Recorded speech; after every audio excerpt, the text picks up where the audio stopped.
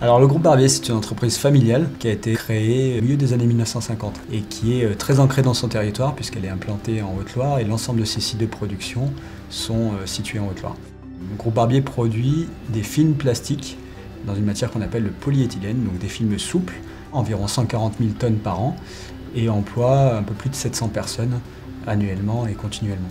Alors l'investissement du groupe Barbier dans le recyclage, il est historique, puisqu'Abel Barbier a créé le premier site de recyclage au tout début des années 80. Après les deux chocs pétroliers, le renchérissement des matières premières et les premières conséquences environnementales, on produit plus de 20 000 tonnes par an de matières recyclées, on en achète aussi à l'extérieur. Sur la stricte activité recyclage, on a une cinquantaine de personnes qui travaillent sur nos deux sites. Au départ, on recyclait essentiellement nos chutes de production, puis rapidement on s'est mis à recycler des films qui avaient eu un premier usage, qui étaient collectés sur des sites industriels, de grande distribution, et puis de fil en aiguille, on est allé chercher des films qui étaient collectés dans d'autres domaines, comme par exemple le domaine de l'agriculture. On va même maintenant jusqu'à recycler les films qui sont triés par vous et moi, par les ménages, puisqu'avec l'extension des consignes de tri maintenant, avec les bouteilles de lait, les bouteilles d'eau, mais aussi des films plastiques, de plus en plus en France.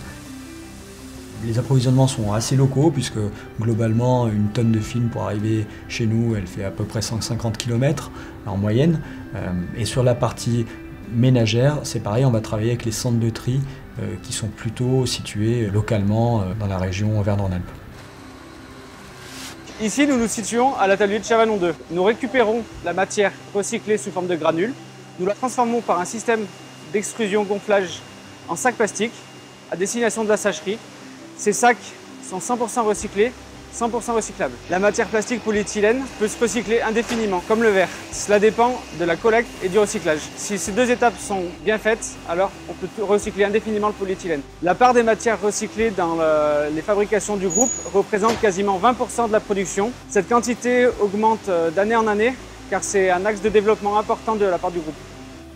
Ce dispositif de recyclage des films, il est évidemment reproductible, il existe d'ailleurs en Europe et il a vocation à se développer parce que les filières de collecte des films se développent, sont de plus en plus performantes et donc on a des volumes de films à recycler qui sont de plus en plus importants.